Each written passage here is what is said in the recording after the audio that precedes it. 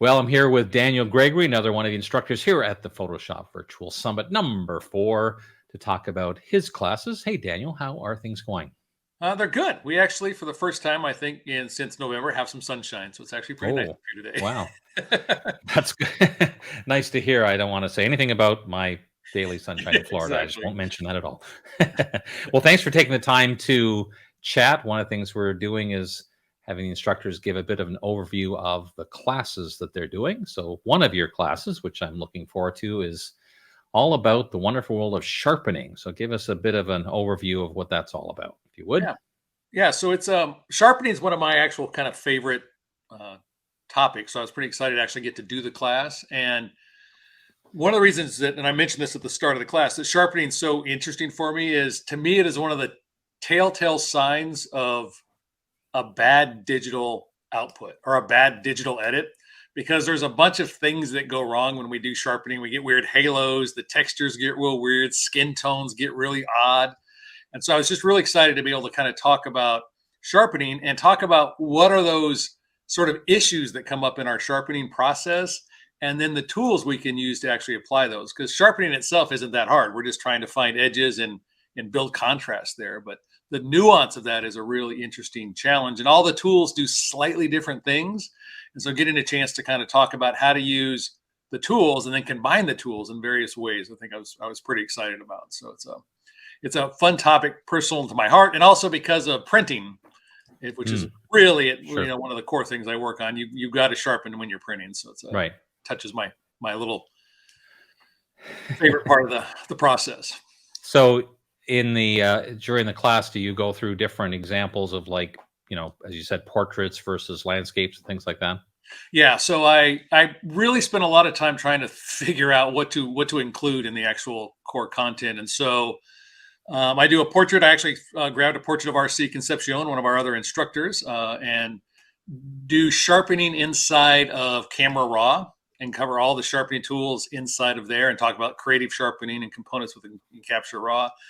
Then I used some landscapes and some macro work to talk about the unsharp mask, the smart sharpen, high pass filter, and then how to combine those.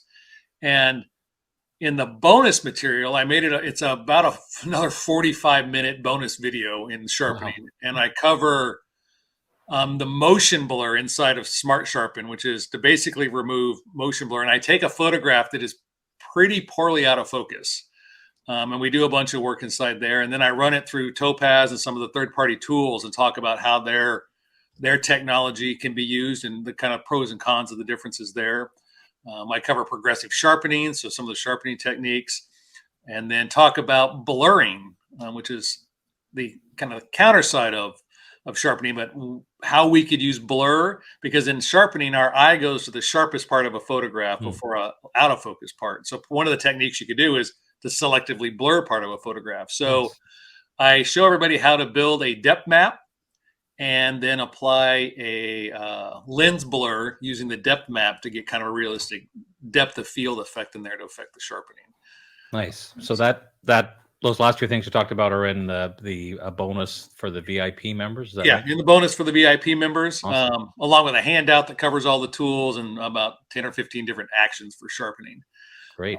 But in the class, I really focused on, like, I think about the first 15 minutes, I cover the nuts and bolts of sharpening. We don't actually get into tool, and we talk about noise artifacts and haloing artifacts and kind of what those are. And then I make sure that everybody really knows what all the slider bars do, kind of the levels you would think about, so you could apply those tools into your own one. So that's the core part of the class, is to make sure everybody gets a good Right. foundation to work on. And then the Awesome. little more advanced stuff's in the VIP pass. Excellent. Well, that sounds great. And as you said, that's one of the biggest giveaways when you look at an image is something just doesn't look right. The could well be the little bit too much on the sharpening side. And I remember years and years ago, someone saying to me that one of the challenges of doing any kind of sharpening in Photoshop is it's so dependent on your final output method. Meaning, Yeah. if you're doing something just for an on-screen use, that's very different than printing. So that brings up a whole nother question as to the best approach to take. Yeah, and it's interesting because each tool is a little different as well. What we get out of an unsharp mask is different than a smart sharpen. It's different than a high pass filter, and a lot of, I think, getting good at sharpening is starting to recognize what is the aesthetic I want. Mm. What is the look of the sharpening that I want? And then that kind of leads you to which tool to take. And so, and then the other one that, to me, it's the greatest part of Photoshop is when you go into something like an unsharp mask and you learn like, oh, I'm doing a portrait, so my radius is supposed to be around 1 and my amount's about 300 or 200 or whatever. Hmm. But if you take your amount down to like 25 and your radius up to like 50, it builds contouring sculpture in the midtones. And so it's a complete inappropriate use of the tool, but you get this really great effect. And that's just one of the Hmm. things I think is so cool about Photoshop is Yeah. you push the tools in ways that they weren't designed for, and you Right. can get really amazing things out of them. Very true. Yeah, that could be a whole class just on like ways to use tools and they were never intended for, but still give you good results. Yep.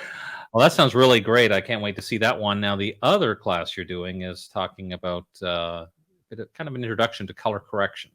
It is. And so color correction for me, I teach actually a number of classes on color correction, and a lot of it relates again back into printing. But in the color correction world, one of the things that fascinates me the most is when we're correcting for color, and all the things we teach about correcting for color, we teach all these different ways about color grading and dealing with changing the color of things and changing somebody's t-shirt color and all these things about color. But we don't oftentimes talk about the foundation of making sure that we're set up to be the most successful at all of that work.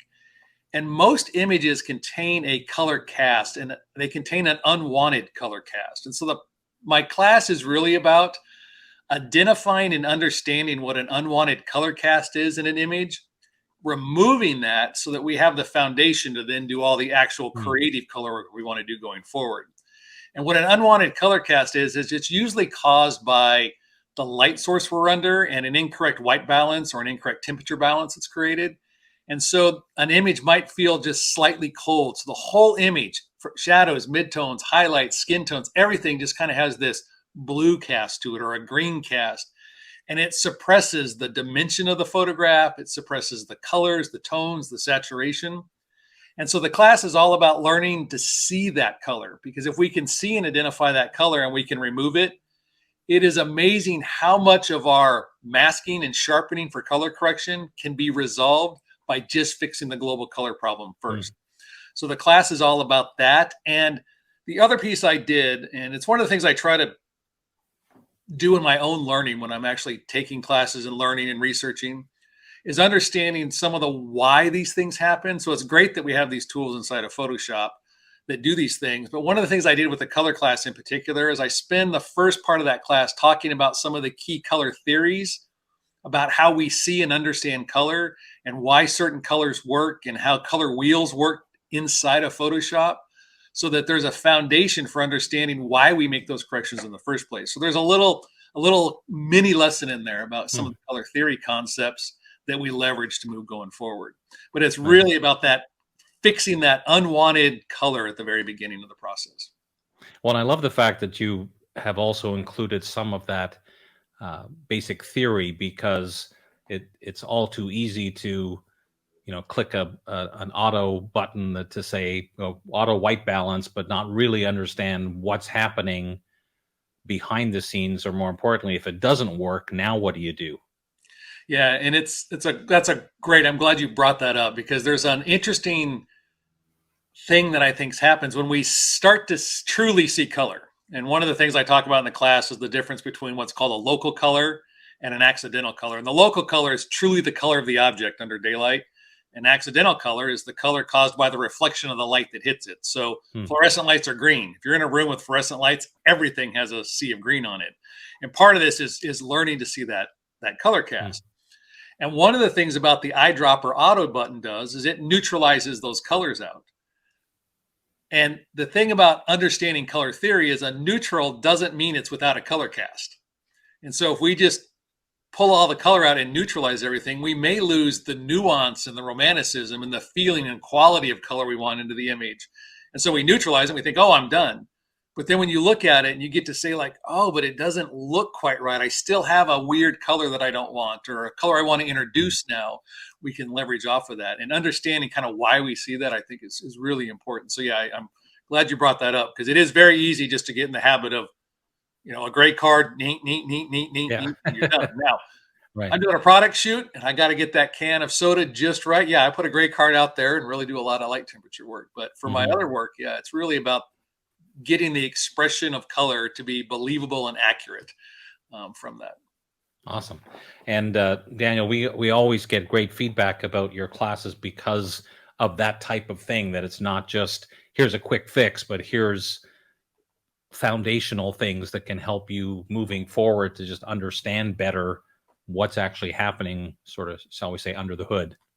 Yeah, thanks. Because that's one of the things I do when I sit down to prepare my classes. That is one of the things I do spend a lot of time with is, how much of the, 45 minutes am I going to dedicate to explaining the why rationale behind Mm, this, some of the history behind that. Because I do think it matters. I think in the long run, we can watch a video and we can learn a technique, but if we don't understand why we're applying that, eventually it just becomes a technique, and then we don't know what to do with it. We don't know how to use it fully. right. And so by having a little bit of that background, and then the other piece for me is the mentors I've learned from over the years and the classes I've learned. That's the thing that I've always taken away, is when they tell me something about the reason why they approach their work, or the reason they do Mhm. a workflow a certain way, I'm always like, oh, that makes total sense. I remember the first time I learned that you make global edits first, regional edits second, local edits third, which is just a foundational workflow. But first time I heard that, I was like, that's going to save me so much time. Like, it Right. hadn't occurred to me because nobody explained that rationale. So I, Mhm. I always find that I like learning that. So I try to get that into my classes. Awesome. Well, it definitely has paid off because of all the classes you've done for us in previous summits. That's a recurring